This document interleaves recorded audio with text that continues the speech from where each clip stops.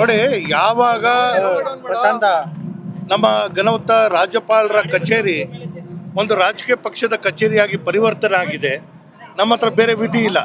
ನಾವು ರಾಷ್ಟ್ರಪತಿಗಳ ಹತ್ರನೇ ಹೋಗ್ಬೇಕಾಗಿರುವಂಥದ್ದು. ಯಾವುದೇ ತೀರ್ಮಾನಗಳಂಥದ್ದು ಆಗಿಲ್ಲ.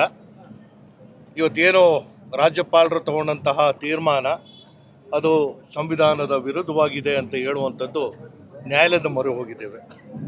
ಆ ಪ್ರಕರಣಕ್ಕೆ 29ನೇ ತಾರೀಕು ತನಕ ನಮಗೆ ಏನು ಅವಕಾಶ ಸಿಕ್ಕಿದೆ. ನಮಗೆ ವಿಶ್ವಾಸ ಇದೆ. ಯಾಕಂದರೆ ಸೆಕ್ಷನ್ 17A ಅದು ಬಂದಿರುವಂಥದ್ದು ತನಿಖಾ ಸಂಸ್ಥೆಗಳಿಂದ ಅದನ್ನು ಅನುಮತಿ ಕೇಳಿದಂಥ ಸಂದರ್ಭದಲ್ಲಿ ಅನುಮತಿ ಕೊಡಬೇಕಾಗಿರುವಂಥದ್ದು. ಖಾಸಗಿ ದೂರ ಮೇಲೆ ಇವರು ತನಿಖೆಗೆ ಆದೇಶ ಮಾಡಿದ್ರೆ ಯಾರು ತನಿಖೆ ಮಾಡೋರು?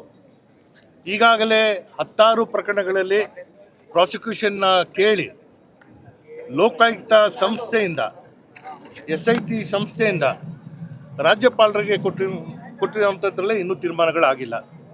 ಇಲ್ಲಿ ಯಾವುದೇ ಪುರಾವೆಗಳಿಲ್ಲ, ದಾಖಲಾತಿಗಳಿಲ್ಲ.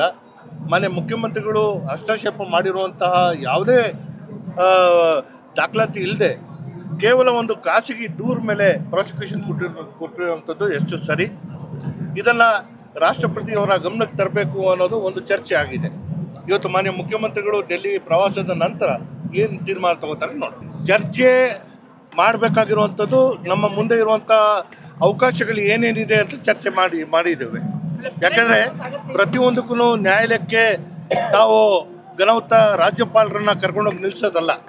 ಹಾಗಾಗಿ ಗೌರವಪೂರ್ವಕವಾಗಿ ಸಂವಿಧಾನಕ್ಕೆ ಧಕ್ಕೆ ಆಗಿದೆ. ಸಂವಿಧಾನಕ್ಕೆ ಧಕ್ಕೆ ಆಗಿರುವಂತಹ ಸನ್ನಿವೇಶದಲ್ಲಿ ರಾಷ್ಟ್ರಪತಿಗಳ ಮಧ್ಯಪ್ರವೇಶ ಆಗಬೇಕು ಅನ್ನೋದನ್ನು ನಮ್ಮೆಲ್ಲರ ಬಯಕೆ. ನೋಡಿ, ಯಾವಾಗ ಪ್ರಶಾಂತ ನಮ್ಮ ಘನವತ್ತ ರಾಜ್ಯಪಾಲರ ಕಚೇರಿ ಒಂದು ರಾಜಕೀಯ ಪಕ್ಷದ ಕಚೇರಿಯಾಗಿ ಪರಿವರ್ತನೆ ಆಗಿದೆ, ನಮ್ಮ ಹತ್ರ ಬೇರೆ ವಿಧಿ ಇಲ್ಲ. ನಾವು ರಾಷ್ಟ್ರಪತಿಗಳ ಹತ್ರನೇ ಹೋಗ್ಬೇಕಾಗಿರುವಂಥದ್ದು ಅಂತ ಇದ್ದೀವಿ. ಸತ್ಯ ಸಂಗತಿ ಏನು?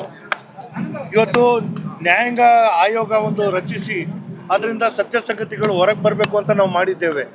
ಅದು ತನಿಖಾ ಹಂತದಲ್ಲಿ ಇರಬೇಕಾದ್ರೆ ನಾವು ಮಾತಾಡುವಂಥದ್ದು ಎಷ್ಟು ಸರಿ?